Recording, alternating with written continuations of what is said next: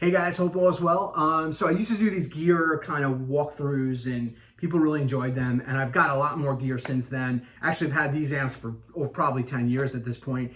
And we're going to get to all that stuff over the course of the next few weeks, months. I have lots of guitars. I bought so many guitars. I haven't really even scratched the surface and bought new amps. There's a lot of cool stuff.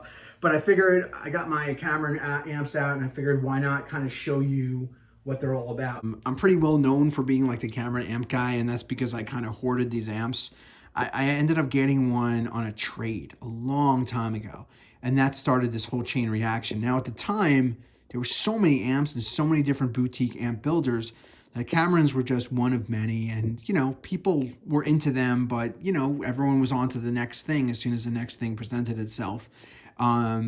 Plus, there was a lot of drama around the Cameron brand and a lot of bad experiences. So people kind of just shunned them and stuff like that. But that being said, I bought as many as I could because I was pretty sure they weren't going to be available in the future. So I figured, you know, let me just get them now and worry about it. So let me just show you guys, for anyone who's not familiar. So the CCV is like kind of like the flagship model, and that's because it has like 2 channels, plus it's got a foot switchable boost with its own gain and master.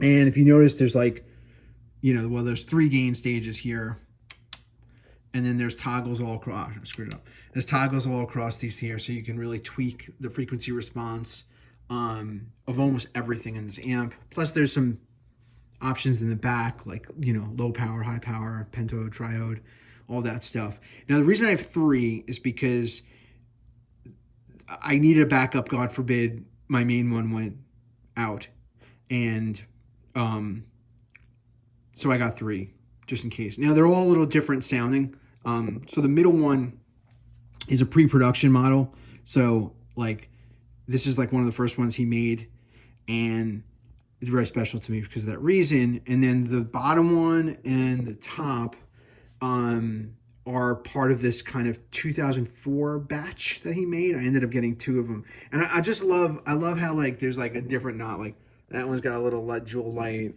that's got a different jewel light. This one's got this funky jewel light that like comes out and like turns color. Like everything is a hodgepodge. Like everything's different, and you know, that was the fun of some of this stuff, was that like you didn't really know what you were getting, but you all knew it was going to be a little special. Anyway, in terms of what these amps sound like, I've posted most of my clips, almost everything I've played, recent Def Leppard stuff, everything has been the Cameron CCV. And people, the reason I stopped talking about it is that I just want to just play, but most of the recent clips I've posted are all Cameron CCV. And it reacts to different guitars, right? So it's going to sound different for different things. You can tweak it any which way you like. I think what I like about it is that for the high gain stuff, it's very focused, it's very refined, very tight, but still really easy under the fingers.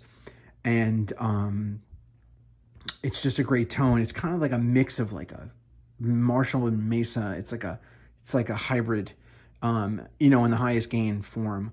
And once again, everything with Cameron, super tight low end, notes have a lot of definition.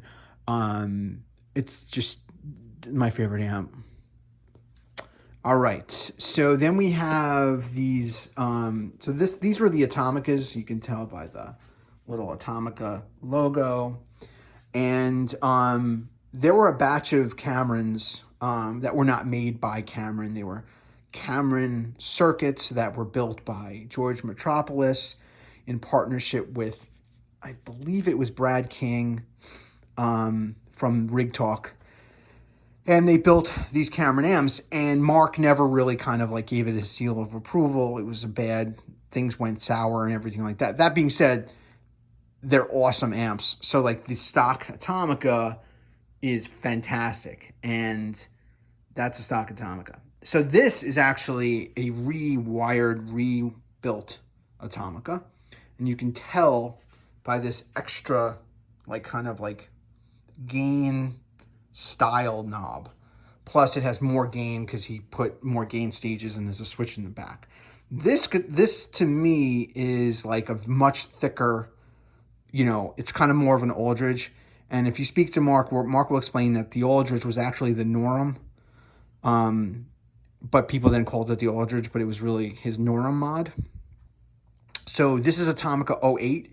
This is one of my favorite like unicorn amps, and it's criminal that I don't post enough more clips of it because it's phenomenal. I really need to do that. So these, although they look exactly the same, they're very different amps. They're completely different amps. So one stock Atomica, and this is Atomica 08. That's my custom Atomica. Then I have my Rockinchippy amp. So I got another one of the kind of non-Mark Cameron circuits, and he's like, send me the amp. I got to rebuild that amp. I want to fix everything on it.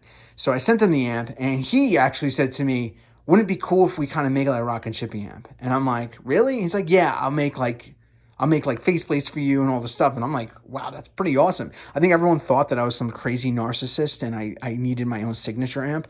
But actually, it was Mark's idea as a goodwill thing, because he and I were close, and I had done so much with the brand and stuff like that. So there's a little Rockinchippy.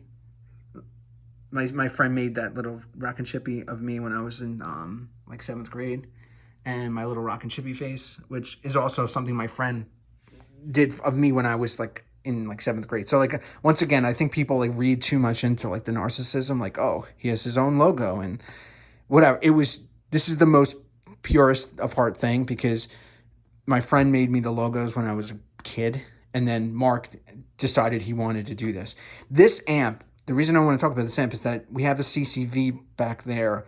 Mark always said he was going to make a CCM, which was supposed to be his modern version of the channel switcher, and he never made it. But he told me that if he ever made a CCM, that the overdrive channels would be what's in my amp. So I kind of have like a Rockinchippy CM. This is a much heavier amp. It's much more for metal and stuff, I would say. I gotta rotate all these amps out again and get back to my roots. But it's an absolutely awesome amp. The reason I stopped posting about it is that I just got trolled out of my mind and I just didn't want to deal with it anymore. But it's a fantastic amp. Mark made some custom amps a few years ago. This is one of them. This is his Jose, high-low Jose. So it's just, typical Marshall thing with an awesome red kind of like, red head shell thing, translucent head shell. It's very cool. I call it the Cameron Carnage because it reminds me of the Spider-Man Carnage character, with the red knobs, and it's just an awesome, awesome amp. This would be more for like kind of the Van Halen thing. This is more like a Atomica type situation, but tons of gain, so you can do whatever you want with it. Lots of like push-pull knobs and stuff like that. Like, everything comes out. There's all types of crazy shit you can do. There's no end to it. It's just endless, and there's the high gain, low gain here. And then this is just a modded 77 JMP that Mark did. Very simple, just tons of gain. Kind of reminds me of like Slave to the Grind level. Just really, really angry.